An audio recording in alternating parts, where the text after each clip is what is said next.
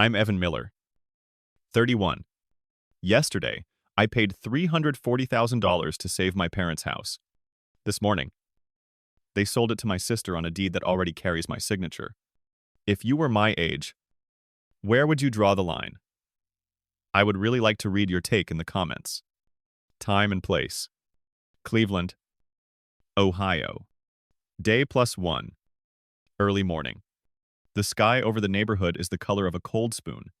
The wind coming off the lake still smells like snow even when the forecast says otherwise.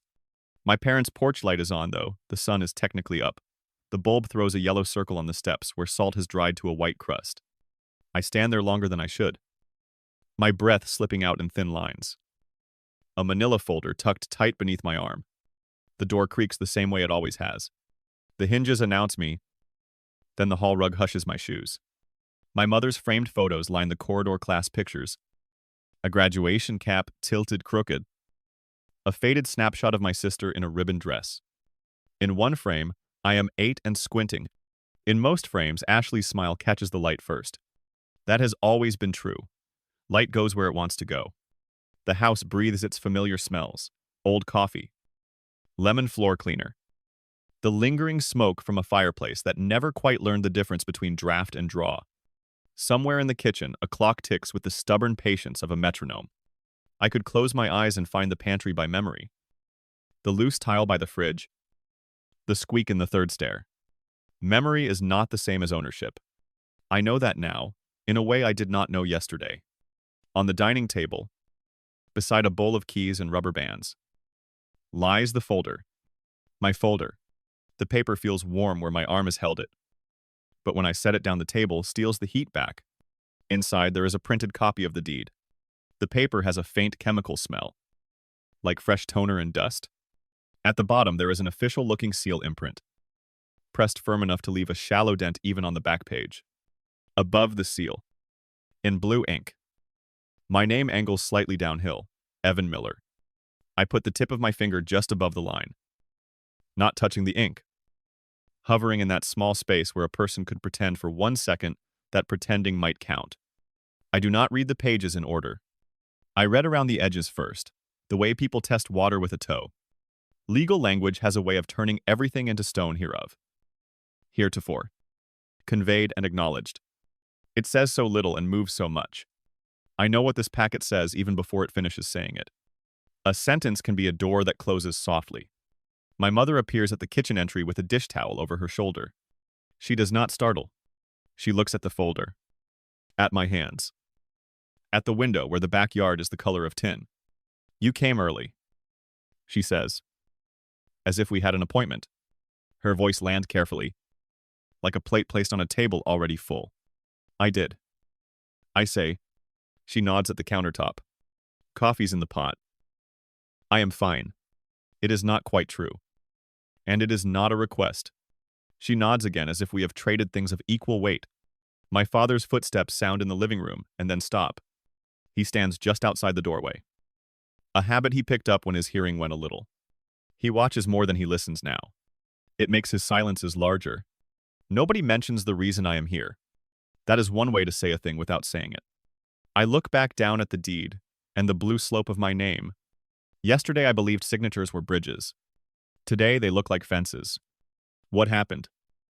In the simplest possible outline. On day 0. I moved money $340,000 so the mortgage would not swallow the house. My parents said they wanted to keep. We shook hands in the kitchen while the oven hummed and something sweet cooled on a rack. I did not ask for promises. I told myself family should not have to be notarized. This morning, day +1. The house was sold to my sister. My signature sits there like a witness who will never be called to testify.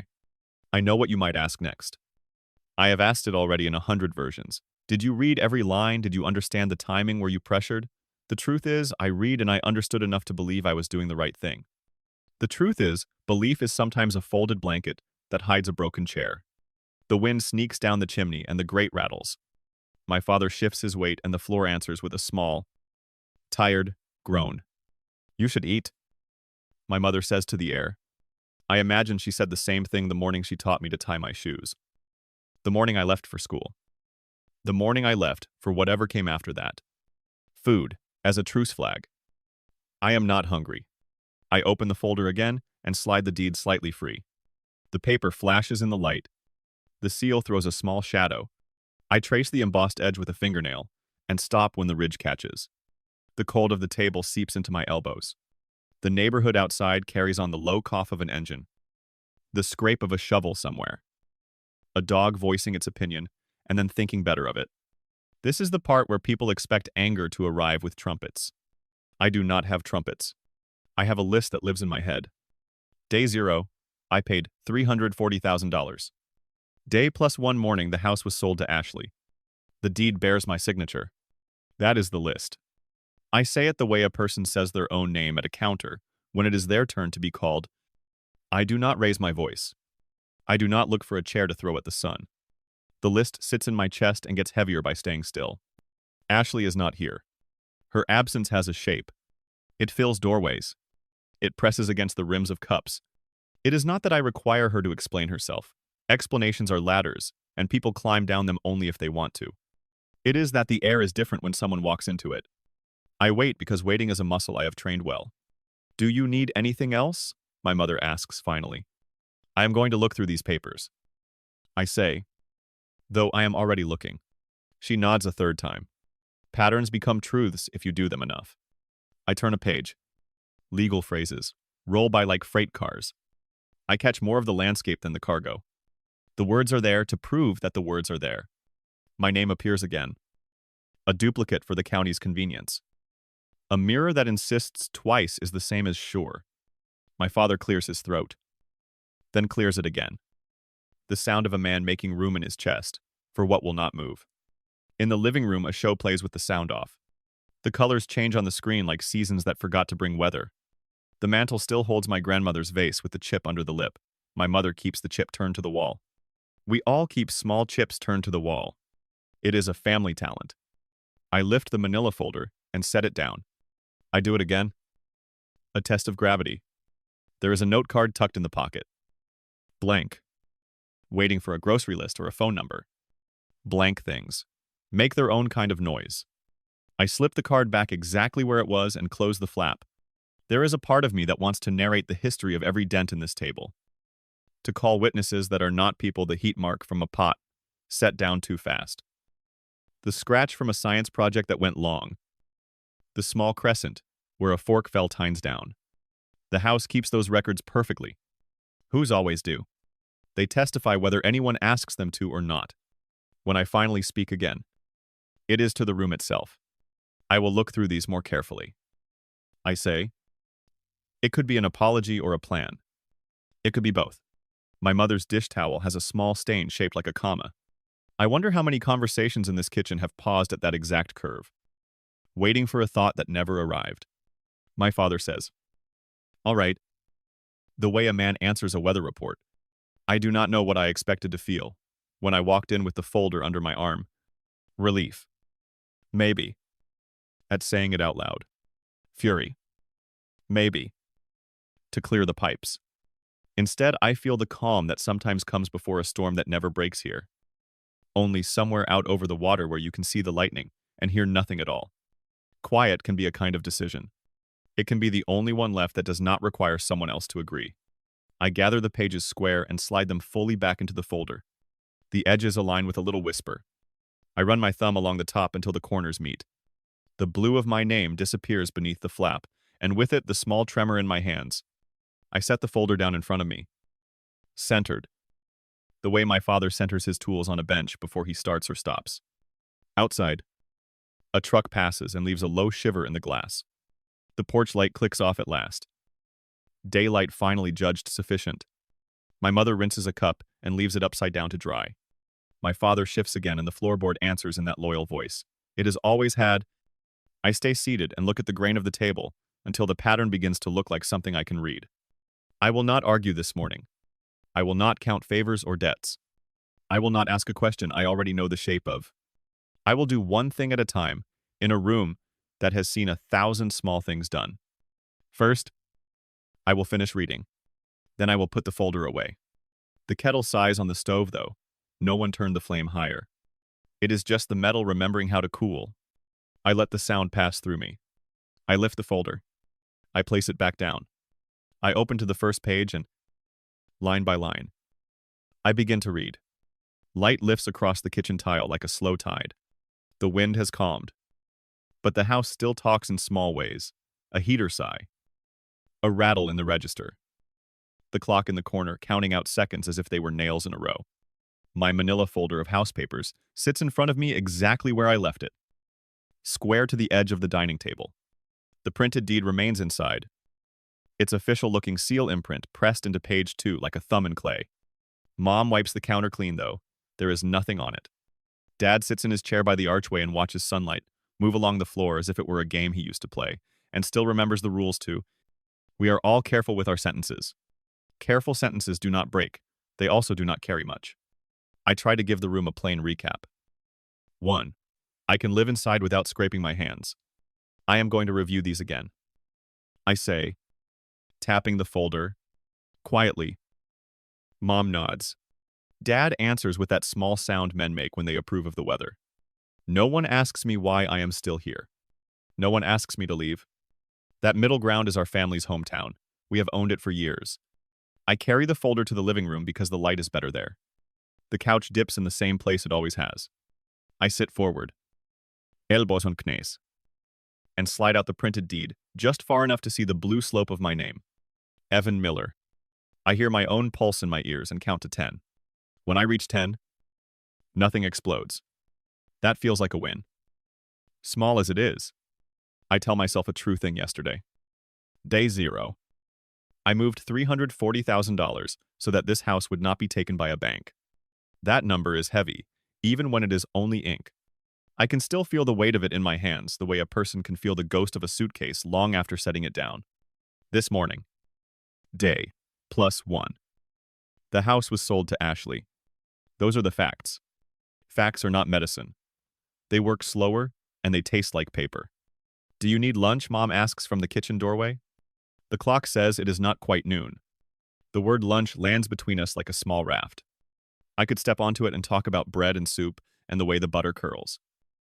And in that way, we could slip past everything that matters without getting wet. I do not step. In a bit. I say. Dad rubs at a smudge on the arm of his chair, then rubs at the same spot again, though the smudge is gone. He has been a repairman for most of his life. He looks for things he can fix. I know that impulse. It is why I stand where I stand now. It is why I moved $340,000 yesterday and called it help. I lift the paper again. Legal language fills the page with its special kind of quiet.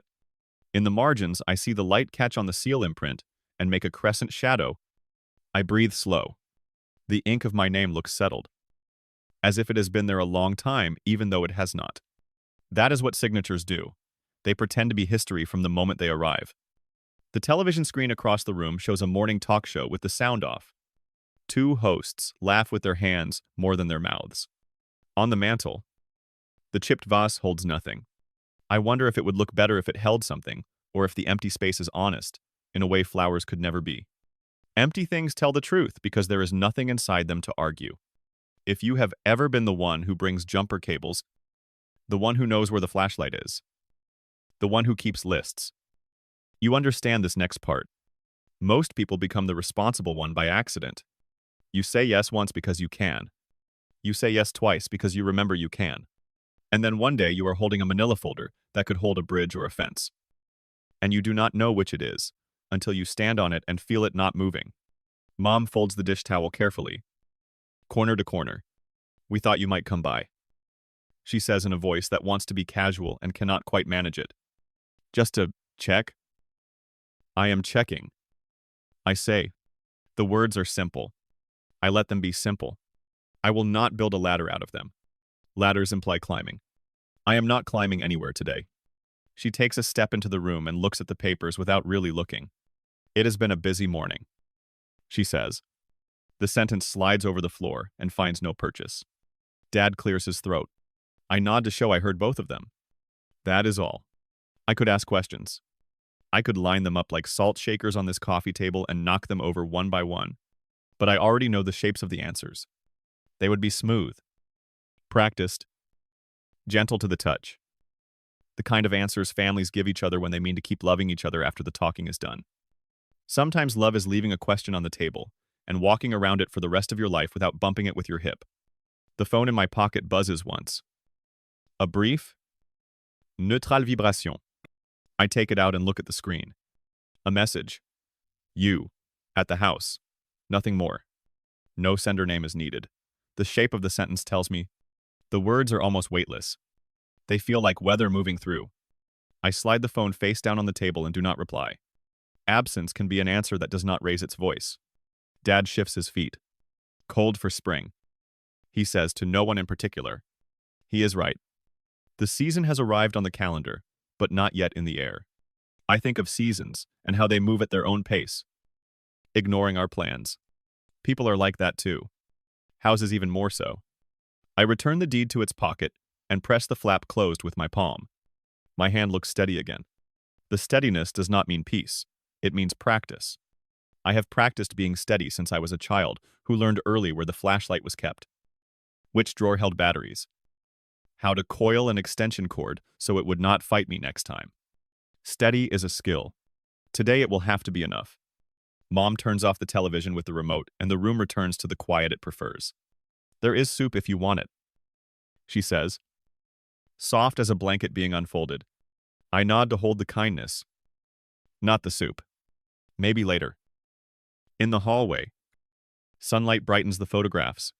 My eyes find the one where Ashley is 7. Grinning in that ribbon dress. I am just beyond the edge of that frame. I remember, I was the one holding the door open so the light would be better. That is not a complaint. It is a detail. Details are honest in a way, conclusions are not. I reach for the folder again and this time I do not open it. I only lay my palm on the cardboard and count my breaths. Each exhale makes a small cloud on the glossy surface of the coffee table. The house makes one of its old noises, the water heater clicks. The pipes answer. And I think about how many times these same sounds have called us to dinner, or to bed, or to the door. The house is better at remembering than any of us are. It remembers without taking sides. From the kitchen, the smell of toast arrives without warning. My stomach makes a quiet case for itself. I stand, take the folder with me, and lean it upright against the backsplash while I pour a glass of water. The glass fogs slightly where my hand warms it. Mom pretends not to watch me. Dad pretends not to listen for the cabinet doors. We are all busy with the work of pretending. I will be in the front room, I say, lifting the folder again. Just a bit longer. No one stops me. No one asks me to hurry. That, too, is our way. Back on the couch. I set the folder on my knees and look at the window. A neighbor walks past with a dog that looks like a question mark. The dog glances at the house and keeps going. I think about doors again, how many I have opened in this place and how many I have closed. Today I am learning a new door, the one inside my own chest. It opens to a room with walls made of patience. I do not plan the future from here. Planning is for people who expect cooperation from the world. Today I expect nothing. I will read. And I will sit. And I will let the facts be facts without decorating them. I will keep my voice low and my sentences short, and my body still. I will not repeat the list out loud again. But I will keep it near. Day 0, $340,000 paid. Day +1, morning house sold to Ashley. Deed bears my signature. I rest my hand on the folder one more time and feel the edge under my fingers like the rim of a cup. The clock ticks. The house breathes. My phone stays quiet. I let the quiet be the whole shape of the hour. The message on my phone remains unsent from me. Unread by me. The manila folder of house papers sits steady on my knees. The printed deed inside keeps its official-looking seal imprint. And my blue name, I draw one long breath. Let it go. And decide that for the next hour I will do only this, sit with the facts until they stop asking for new words. The afternoon light in this house is different from the morning light. Morning asks questions. Afternoon lays things out and waits for you to look. It comes through the west windows at an angle, skimming the coffee table and the framed photos on the wall, catching dust in the air that rises and falls like slow snow. I sit on the edge of the couch with the manila folder of house papers on my knees. The folder has taken on the shape of my hands. I open it and slide out the printed copy of the deed. The paper is not heavy, yet it makes the room tilt toward it. I smooth the top sheet against the table with the flat of my palm and let the official-looking seal imprint find the light. The seal throws a small crescent shadow. Above it, in blue ink, my name runs slightly downhill, Evan Miller. The slope is mine. It has been mine since grade school. I would know it anywhere. I read slowly. I do not chase meaning as if it is trying to get away. I let it walk beside me. The language is stacked like bricks grantor. Grante. Consideration. Acknowledgement. Each word wears a suit and says very little until all of them stand together and block the door. I go line by line. I do not interpret. I do not predict. I only confirm. There is a section that lists parties. It uses a tone of voice that is not a voice. Only a posture. Names appear. The name Ashley Miller appears. I set my finger beside it as if it might move. It does not move. That is as clear as anything can be. I look up and let the ceiling remind me. It has held itself together for a long time. Then I look down again and read the next line. From the kitchen, I hear the soft clack of plates being stacked. My mother does most chore quietly, as if she does not want to wake anything that sleeps in daylight. My father's chair makes a small creak as he shifts. The house answers him with a deeper creak of its own. I stay with the page. I think about day 0. I do not replay it in fast cuts. I hold it like a single photograph. I see a counter. Up in. A number written in a box. And that number is $340,000. I remember my hand steady. The way I told myself steadiness was the point. I did not believe I was solving the past. I believed I was buying time. It turns out time already had other buyers. The afternoon moves forward by inches. A car passes outside. The tires whisper on cold pavement. Somewhere a dog does one short bark to register an opinion, then decides the matter is not worth further comment. I read the description of the property like a person reading the directions to a place they can walk to blindfolded. The yard is listed by feet and angles. The maple tree out front does not make it onto the page, though it has been the keeper of every autumn we ever had here. Paper does not know what leaves can do. Do you want tea? My mother asks from the doorway. A little louder than she spoke in the morning, as if volume might make the day different. The question is a kind one. It does not pretend to be anything else. I will take water, I say. She brings a glass and sets it down on a cork coaster. The glass gathers a rim of fog on one side where her fingers touched it. She looks at the pages and looks away again. I am going to put a load of towels in, she says, and leaves. Life goes on, even inside rooms that are deciding what they will mean from now on. I take a sip and return the glass to its circle. The coaster has a faint ring from some other day. The ring is permanent now. Many rings are. I read the acknowledgement block. The lines are short and final. A notary is not a judge. A stamp is not a verdict. Still, each pressed curve of the seal imprint says a version of it happened. And everyone in the room agreed it was happening while it happened. I remember the air on day 0 tasting like metal. But that may be because I was holding my breath. Dad clears his throat from his chair in the archway. He does it twice, as if to make room for a sentence. Then decides against the sentence. He looks at the television, which is off, and seems to consider turning it on, so the room will not be asked to carry so much. He does not turn it on. He rubs his hand across the armrest and finds a thread loose, then smooths it flat. I lift page 2 and read page 3. The paragraphs repeat themselves in a way that feels like a hallway with mirrors. What has already been said is said again, in case anyone missed it the first time. Redundancy is a kind of kindness when you need it, and a kind of weight when you do not. I do not argue with the words. I let them finish. On the back of the last page, a faint impression of the seal shows through. It looks like the moon when you see it in daylight and want to tell someone, even though the moon in daylight is not rare. It is only easy to miss. I put the pages together in order and tap their edges, then slide them into the manila folder until the blue ink of my name disappears under the flap. When my name is out of sight, I do not feel better. I feel accurate.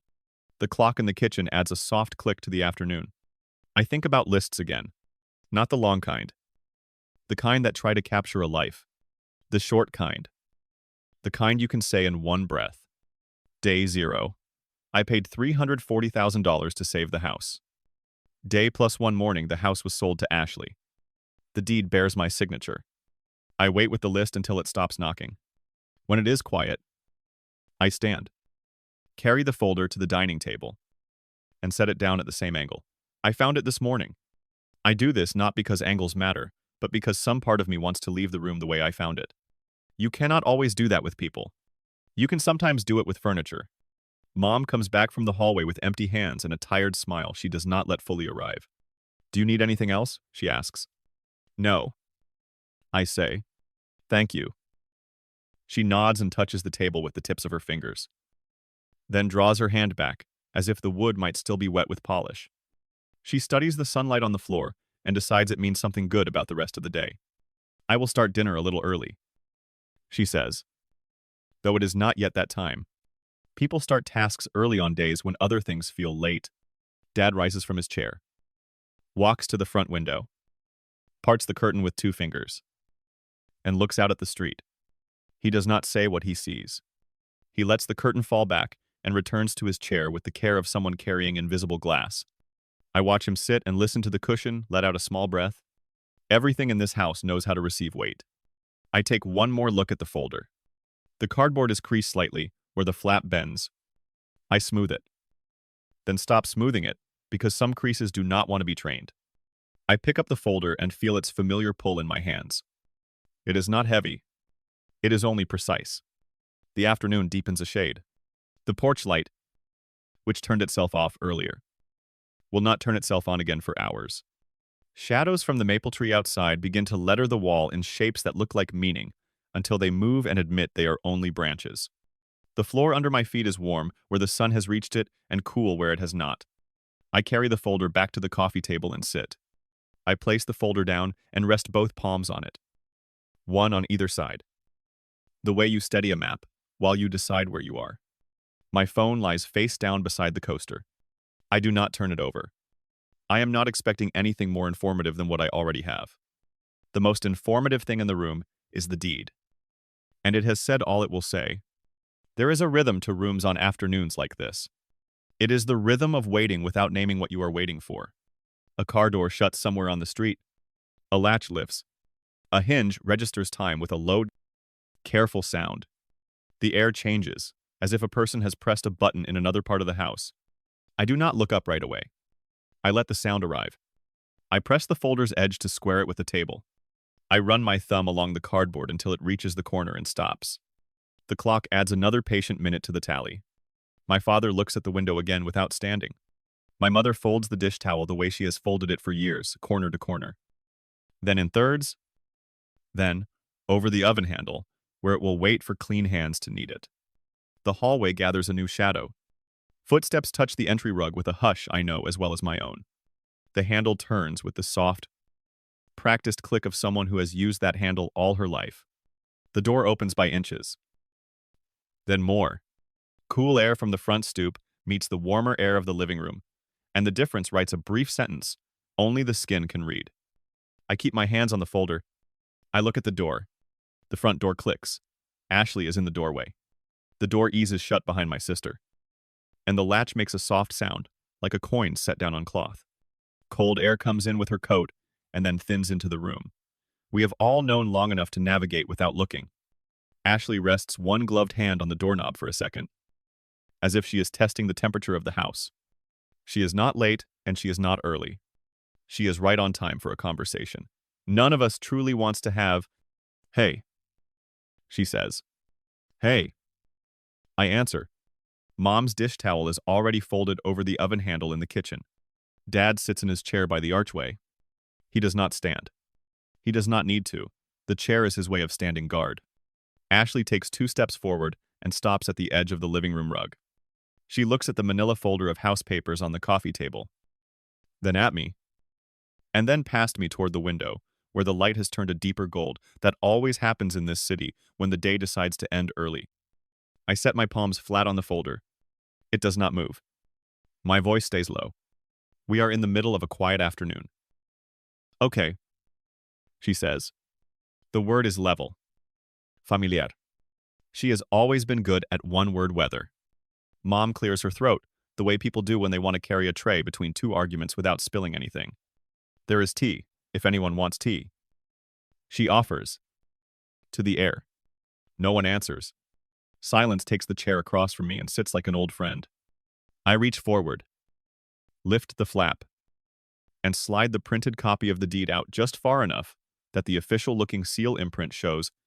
The seal's crescent shadow touches the table. Above it, my name slopes the way it always has, Evan Miller. I am confirming what I already know.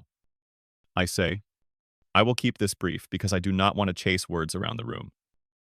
Ashley's eyes move to the paper and stay there. She does not reach for it. She does not step back. She just holds the page with her eyes, the way a person might hold a bird without touching its wings. I speak in a list because a list does not argue, it inventories. Day 0. I say, I paid $340,000, so this house would not be taken. I wait for the sentence to stop ringing. Day +1 morning. I say, the house was sold to you. Another pause. And the deed bears my signature. No one interrupts. The heater kicks on and draws a quiet breath through the vents, then settles into its low work. I slide the paper back beneath the flap. There are things I could ask, but today has taught me something about the shape of answers. I do not put questions on the table just to watch them sit there. Dad leans forward. Elbows on knees. We want peace, he says, choosing the word as if it is a jar from a shelf, unscrewing it carefully. We want everybody. Okay. I hear you, I say. And I do. The word peace is exactly the right size for a day like this, and exactly the wrong size, too. Peace should not have to be measured. Ashley takes off her gloves. She does it slow, finger by finger, as if the gloves might be a story that can only be told in order. She slips them into the pocket of her coat. I did not come to fight, she says. Her tone is almost a whisper. Not from fear, but from practice. Soft voices get further in this house than loud ones ever did. Good, I say. We stand inside the long hallway of our family's language, where rooms have doors, but most of the doors stay open. Mom comes to the edge of the living room and rests one hand on the back of Dad's chair. Maybe we should sit, she says. Though we are already sitting. Most of us in the ways that count. Ashley sits on the far cushion of the couch, leaving a careful space between us. The cushion sighs. We are all careful with sighs. They can turn into sentences if you are not watching. I want to be clear. I say, I am not here to undo anything. I am not here to negotiate. I am here to make sure the facts I am holding are the same facts you are holding. Ashley nods once. They are, she says. Fine.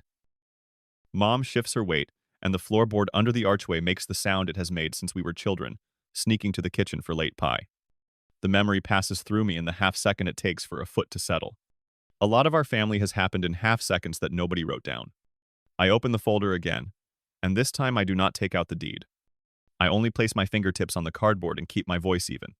I believed I was helping. I say, yesterday felt like a bridge.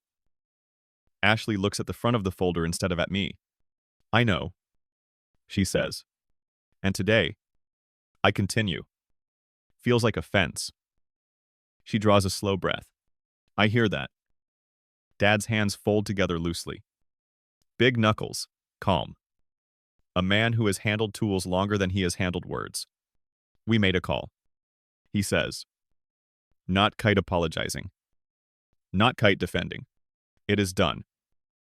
It is done. The sentence lands and sits very still. I nod, because nodding is the only honest reply to certainty. All right, I say. Then, I will say one more thing, and I will be finished. Mom's eyes travel to the window. Then back to my face. The house waits with her. I keep to the ledger I have lived by since morning. The 3 lines that do not change shape, no matter how much light you pour on them. I will keep my own record of this day. I say, it is simple, and it fits in one breath. I repeat the list. Plain as I can. Day 0, I paid $340,000. Day. +1 morning the house was sold to you. The deed bears my signature. Ashley swallows. The small, visible kind of swallow. You can hear if the room is as quiet as this one. I understand, she says. I am not asking for understanding. I answer. I am marking the page. There is a difference between fairness and weather. Fairness argues. Weather happens. Today feels like weather. I am done arguing with weather. Mom reaches for the corner of the dish towel, even though she is not in the kitchen anymore. Old habits are anchors. You do not always know you are holding them until the boat stops moving. Can I get anyone that tea now? She asks. Offering kindness, the only way she knows to offer it. I will pass. I say. Ashley shakes her head. Dad says. Maybe later. Which is one of his ways of saying no, while still being hopeful about the future in general. I slide the folder back toward the exact center of the coffee table and line it up with the wood grain. Precision is not the same as control. It is simply something to do with your hands when your voice has done enough.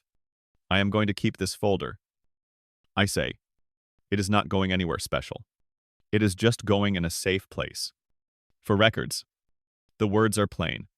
They do not reach for more than they can hold. Ashley's eyes lift from the table to my face. Okay, she says again. The good kind of okay. The kind that does not argue even in its head. Dad leans back and lets the chair find him. He looks older in the kind of way that happens all at once when you stop squinting. Mom's shoulders come down a little. The room, which has been holding its breath since the door clicked shut, lets some of the air go. We do not stand a hug or shake hands. We do not write anything down.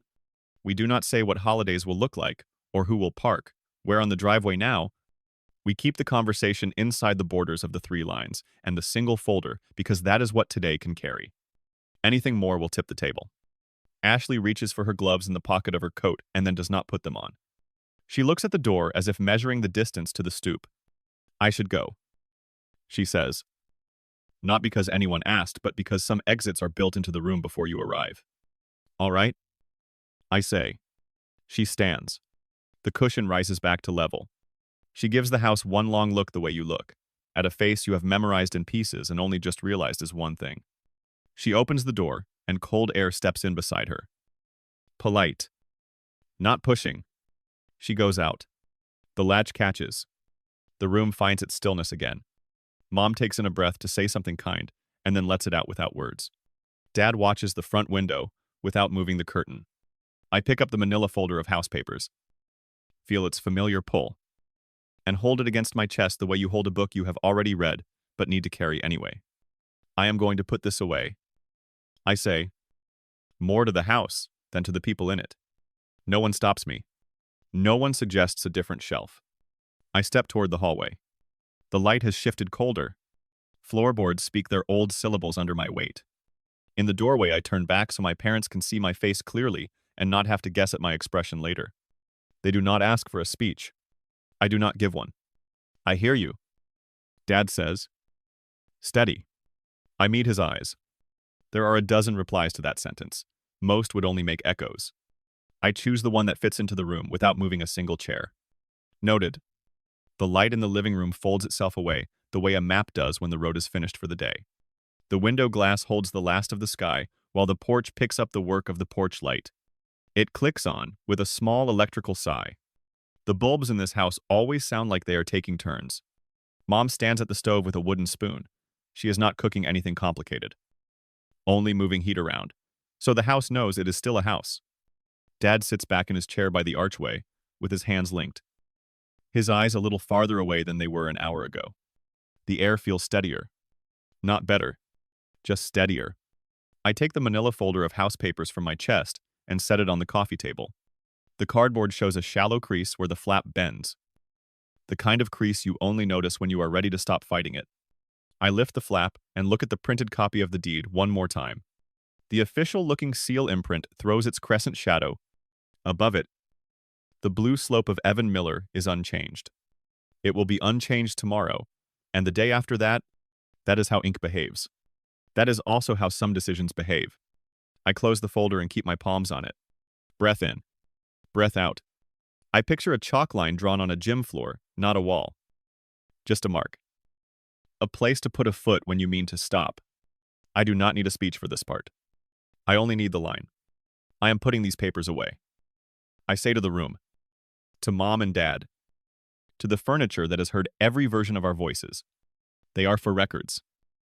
Mom nods without turning from the stove. All right. Dad says nothing and somehow agrees. I carry the folder down the hall to the small room. My parents call the den because calling it an office would be too formal, and calling it a spare room would make it too empty. A narrow bookcase holds mismatched binders. A file drawer holds tax seasons, the way tree rings hold winters. On the top shelf sits a short stack of envelopes that never found stamps. The lamp on the desk wears a shade the color of tea with too much milk. It gives off a soft, unhurried cone of light. I set the folder in the center of the desk and reach for a pen from the cup that holds pens no one likes but keeps anyway. I do not write a paragraph. I do not write a plea. I write a label in plain block letters. Neat, but not careful. The way you write a name on a moving box when there is more to carry, housekeep for records. The dash is the smallest fence I know how to draw. I peel the label and set it true along the top edge of the folder.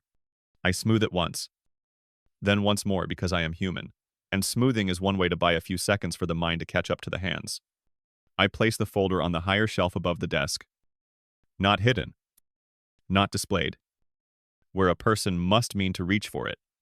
I step back a half step and look at it the way you look, at a framed photograph you have decided belongs on that wall and not another.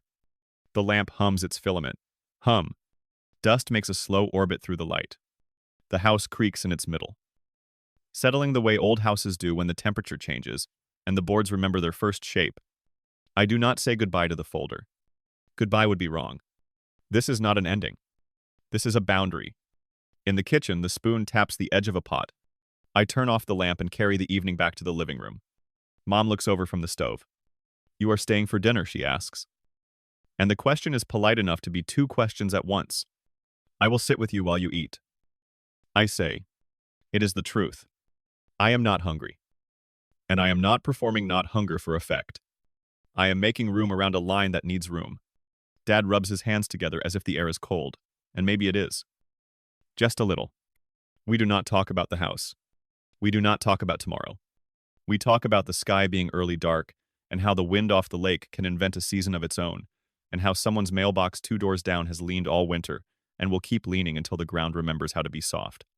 When the pot is off the burner, and 2 bowls sit steaming on the counter, I take a glass from the cupboard and fill it at the tap. The water runs clear, and then clearer. I drink half. Set the glass down on the table. Return to the couch.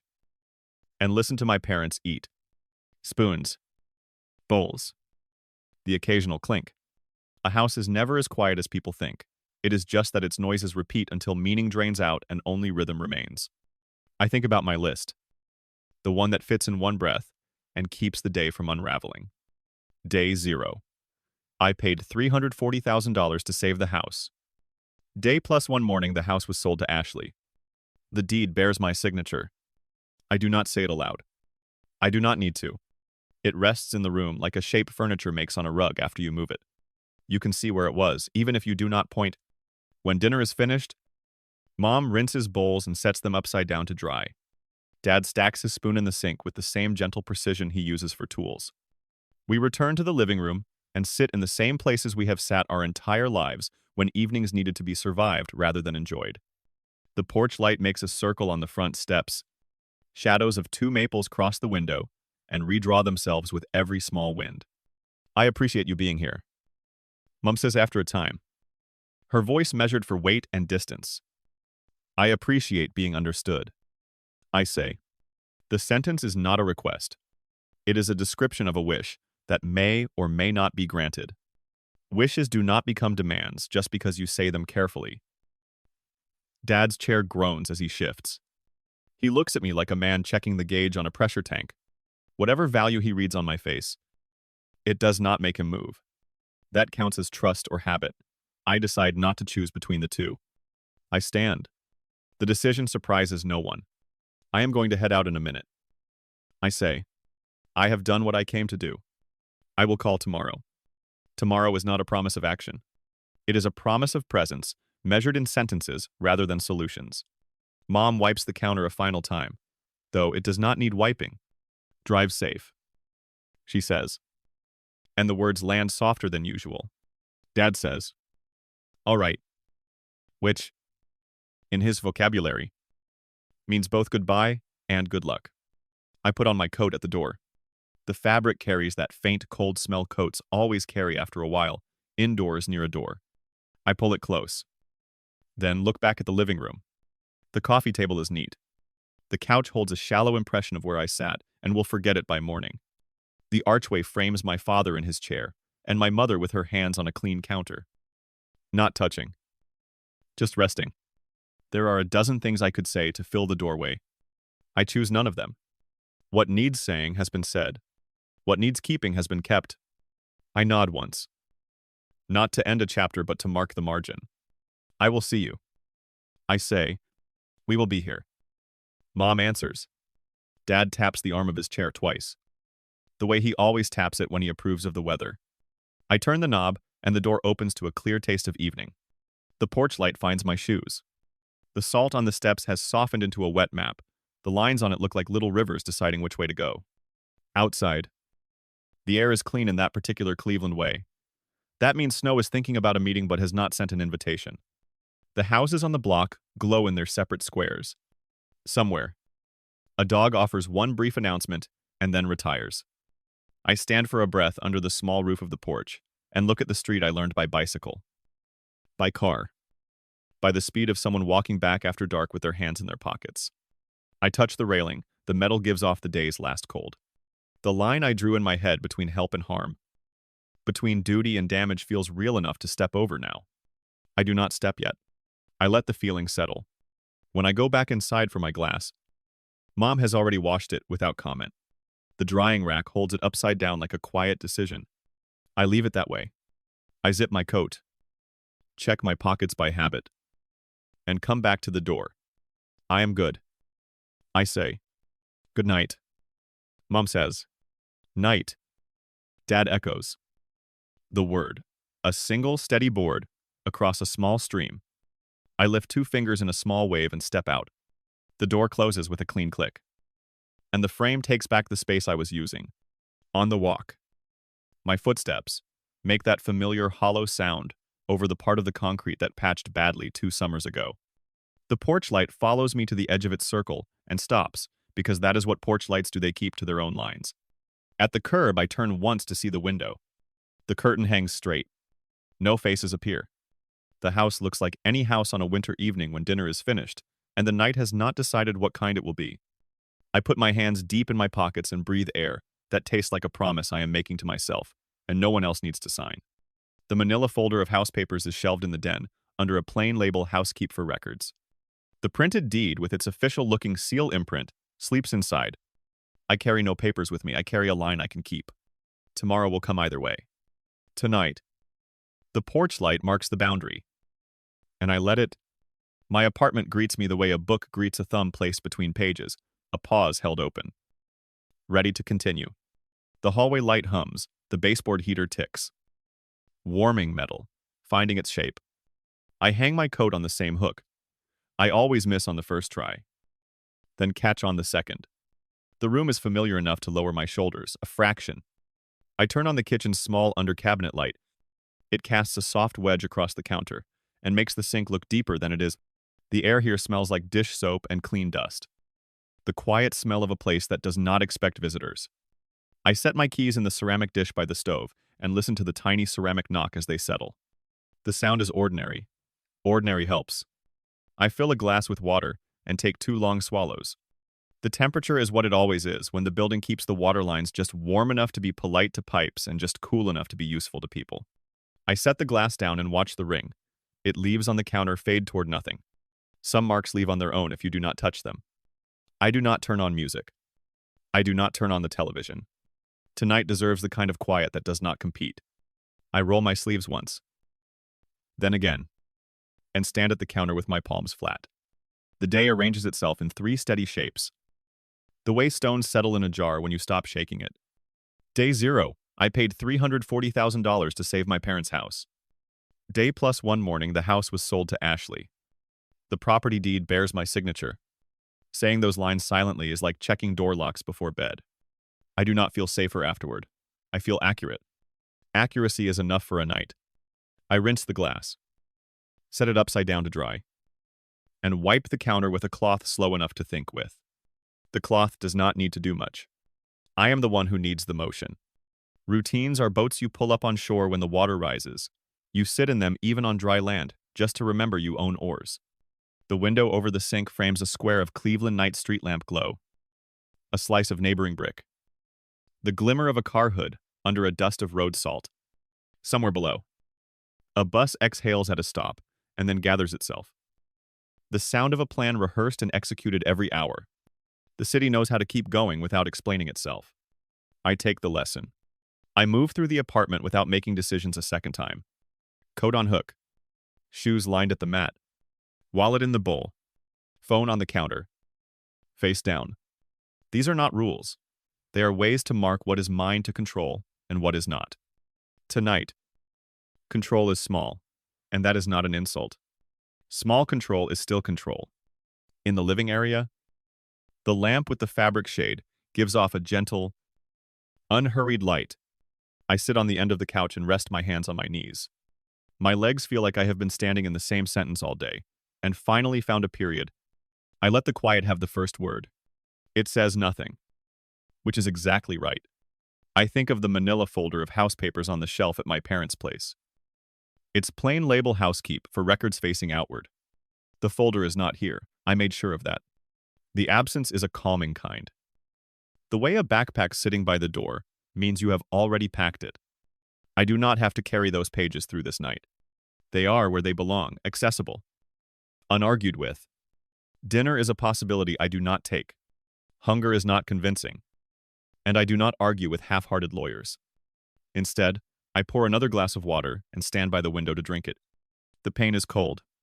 My breath makes a fog oval on the glass that fades as fast as I can draw it.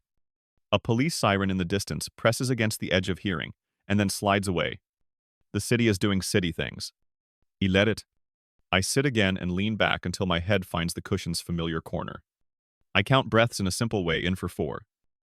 Hold for 4. Out for 4. There are more complicated ways to breathe. But tonight is not a night for tricks. On the 3rd set, my shoulders lower. On the 5th, to the line I drew for myself, the one between help and harm. Between duty and damage feels like a chalk line, even I cannot pretend is a wall. A person can step over chalk without ceremony. A person can also stand on it and decline to move. Either is a choice. Tonight I choose stillness. The heater ticks again. I picture my parents' living room, the couch. The coffee table cleared. The quiet orbit of their evening after I left. I picture the folder high on the shelf in the den, sleeping like a closed book. None of these pictures ask anything from me. They exist the way framed photographs exist. You can look or not look. The image does not change either way. I go to the bathroom, wash my hands, and watch the water run clear. The mirror shows a face I would describe as tired if I needed to describe it to a stranger over the phone. To myself, it is simply my face. I dry my hands on the towel and leave the light on for a moment. Then off. In the dim, the hallway looks longer. The apartment looks like more rooms than it is. Shadows are honest about that trick. They expand what is there without adding anything.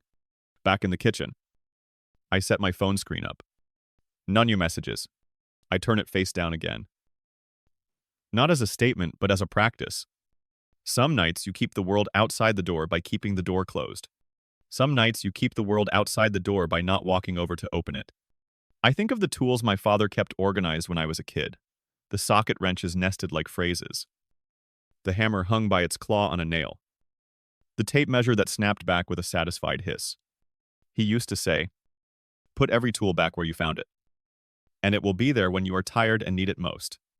Tonight I put my thoughts back where I found them. The 3-line list. The chalk line. The decision to keep records and let quiet do its work. I stand and stretch. My back answers with a small complaint, and then forgives me.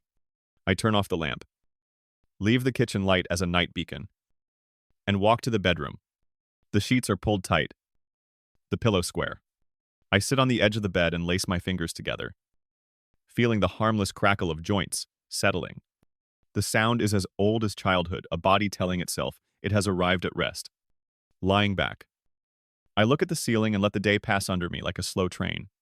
I do not chase the cars. I do not lean to read the numbers painted on their sides. I recognize the shapes and let them go the kitchen at my parents' place. My father's steady, all right. My mother's careful sentences. Ashley in the doorway with air colder by a degree around her. The deed with my name angled in blue. The seal imprint shaped like a small moon. The folder's label plain as weather. I do not wish the day away. I do not wish it back. I let it be a day that happened, and is now ending. That is enough. That is more than enough. Before I close my eyes, I test the weight of one last thought to see if it can stay on a shelf until morning. It can. The thought is not a plan and not a demand. It is a sentence that will still be true when the sun returns. I keep my records, and I keep my peace. I turn onto my side, pull the blanket up to my shoulder, and listen to the building's familiar nighttime chorus. The dryer, 2 floors below. The elevator cable humming somewhere near the stairwell. The neighbor's door latch checking itself. The sounds are proof of life, not calls to action. Sleep is not a victory I chase. It arrives like a bus on a schedule I do not write. I meet it where I am, with shoes by the mat, a glass drying upside down, and the day stacked neatly where it belongs. If I dream, the dream will be ordinary, a street lamp, a porch, the clean edge of a chalk line that does not move when you close your eyes. Night holds me without asking for new words. The manila folder of house papers remains on the high shelf at my parents' den.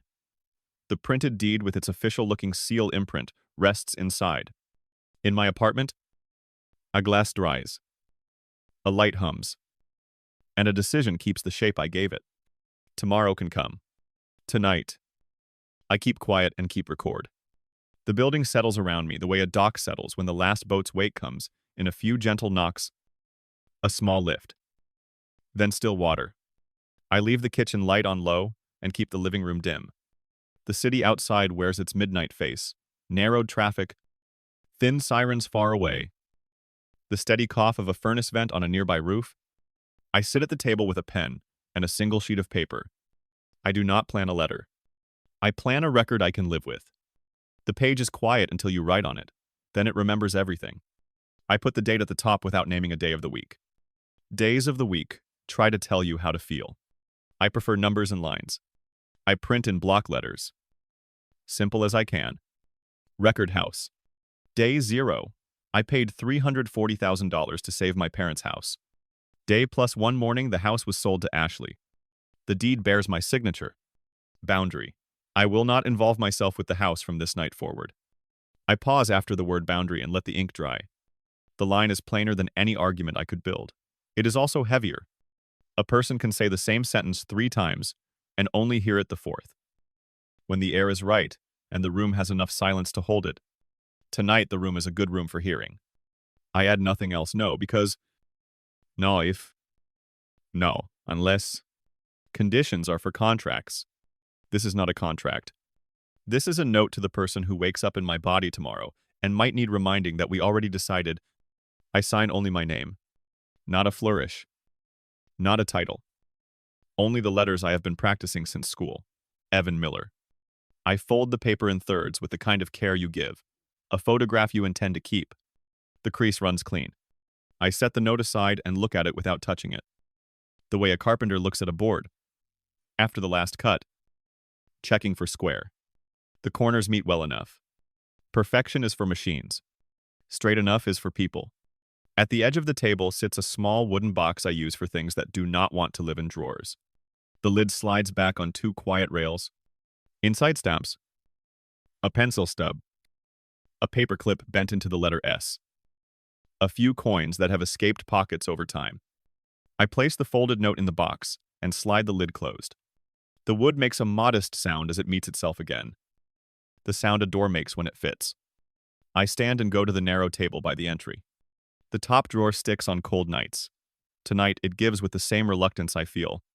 Inside, arranged by habit rather than need, are small things that have been useful more than once.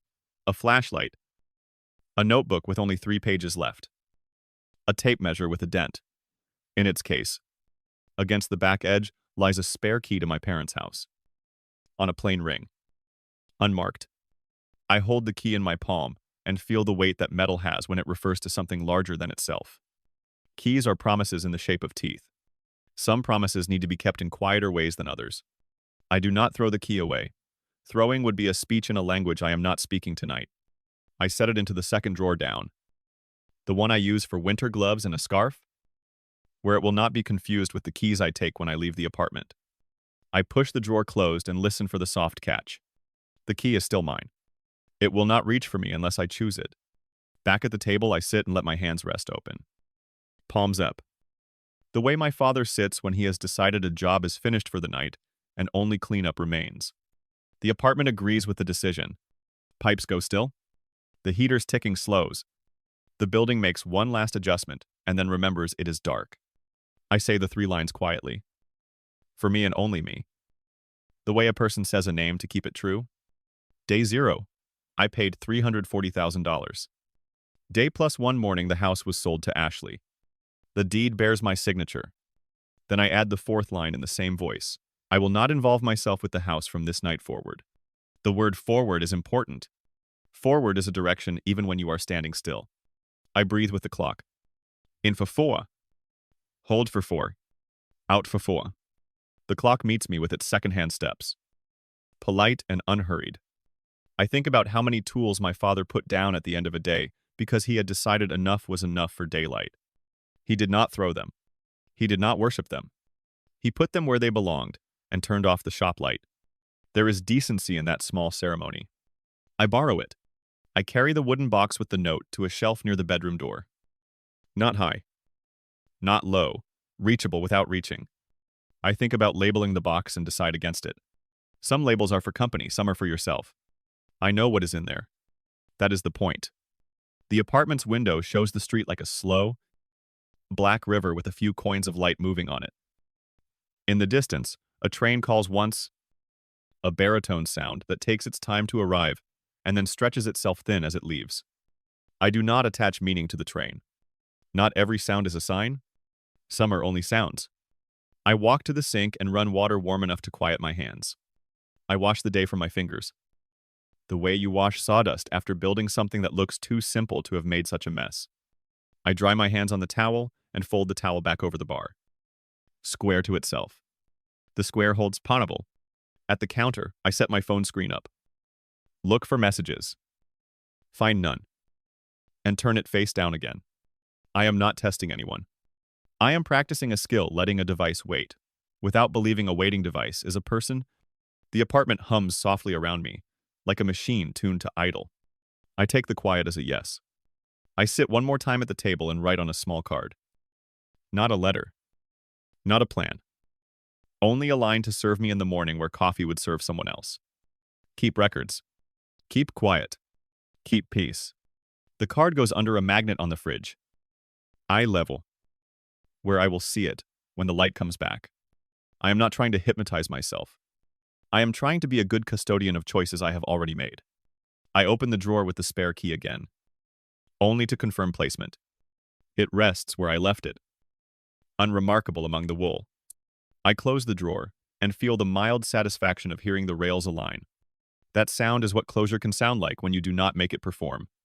At the bedroom door, I pause and look once more at the wooden box on the shelf.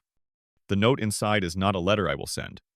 It is a weight I have moved from my chest to a container designed to hold weight. If I ever need to remember the exact shapes of today, I will open the box, unfold the paper, and find the shapes waiting exactly as I left them. Memory will not have to do heavy lifting without help. I turn out the kitchen light and let the apartment fall into its 2-room night bedroom and not bedroom.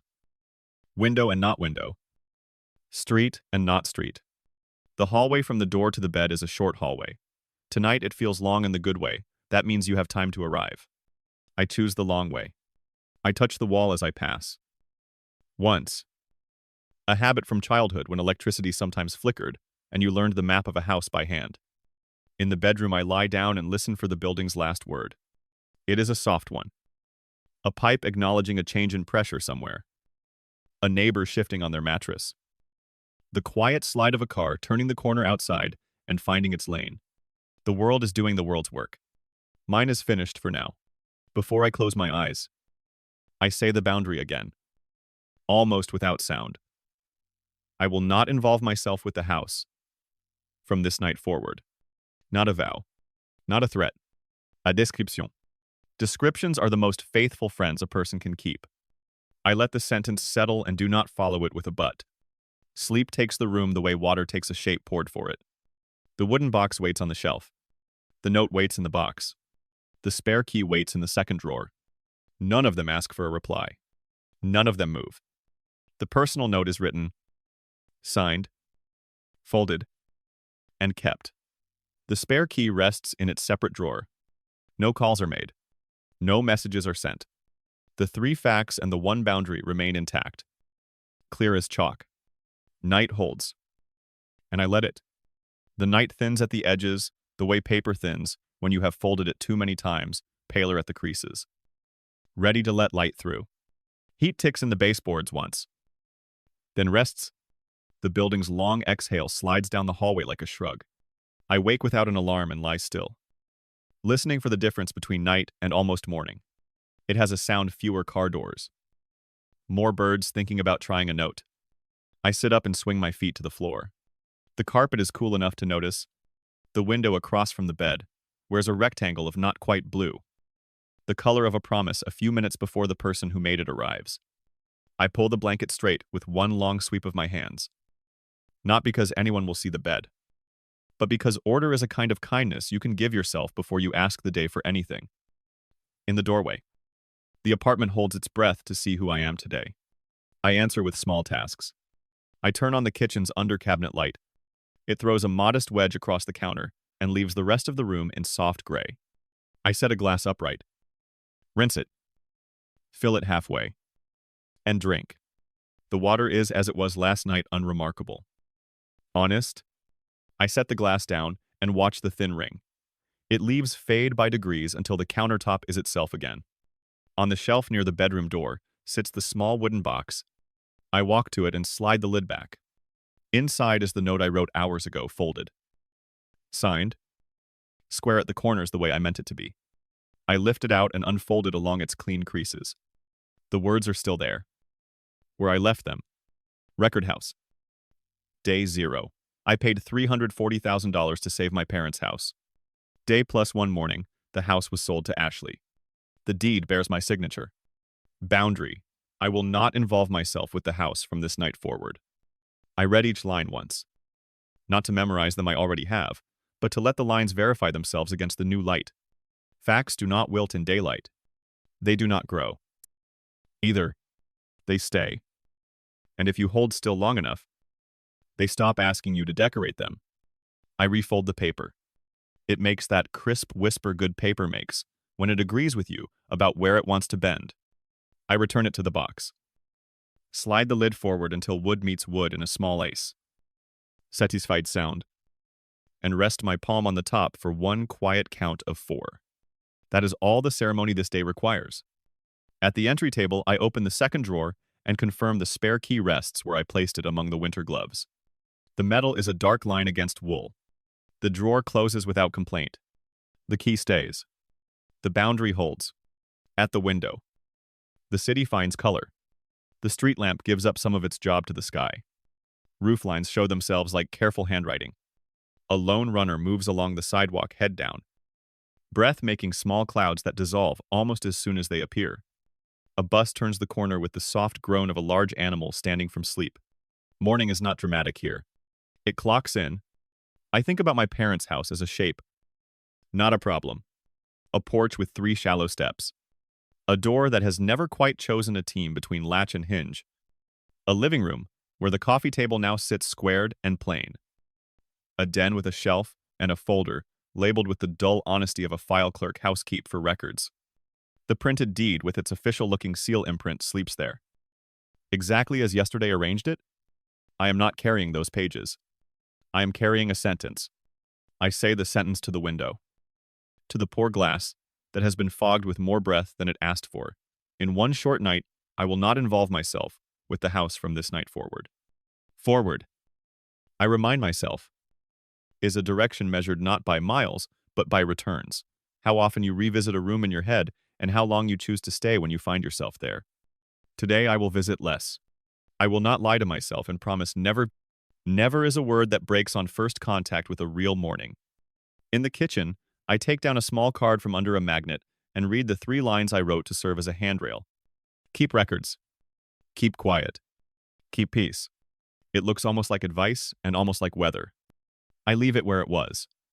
The magnet settles with a dry click. A sound that says enough. There is time before sunrise to sit and do nothing. I sit in the living room with my hands open on my knees, facing the window, and let the light make its slow argument for itself. It is a good argument. It brings out the brushstrokes in the paint on the far wall, the faint texture you only see when the sun stands at a certain angle.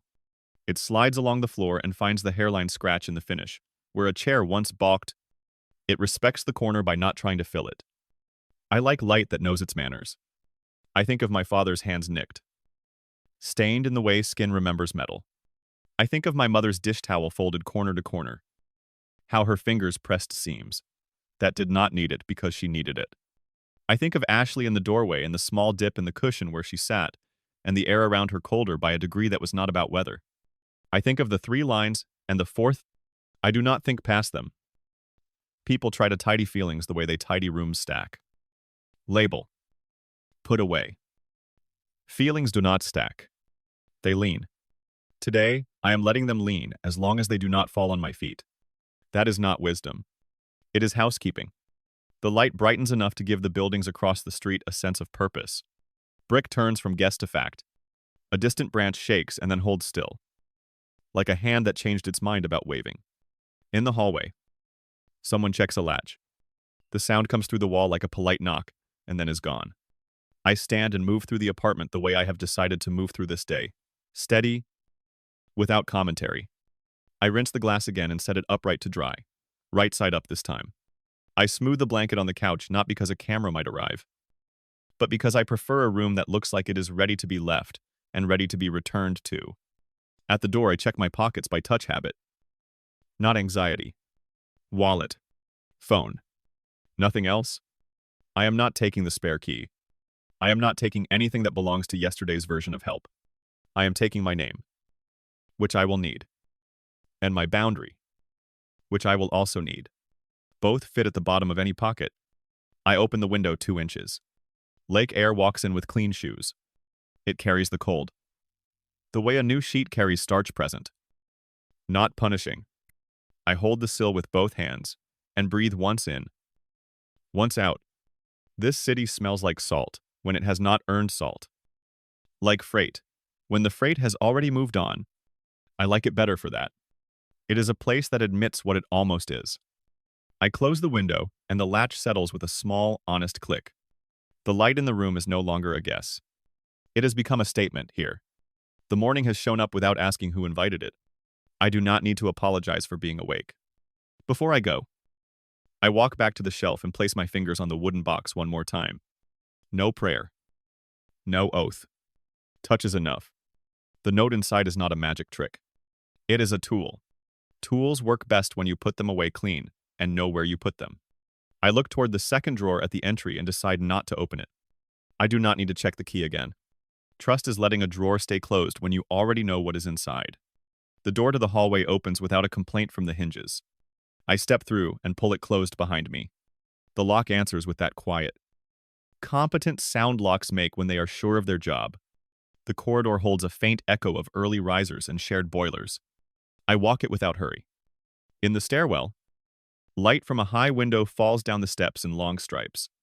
My hand travels the rail out of habit. Not fear. On the landing, I pause and let the feeling of pre-dawn have the last word.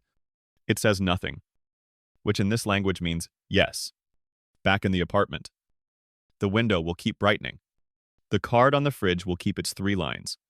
The wooden box will keep its folded note. The second drawer will keep its spare key. At my parents' house, the den will keep its shelf. The shelf will keep its folder. And the printed deed will keep its official-looking seal imprint, and the name that runs downhill in blue, Evan Miller. The facts will keep being facts. The boundary will keep being mine. I go down the stairs.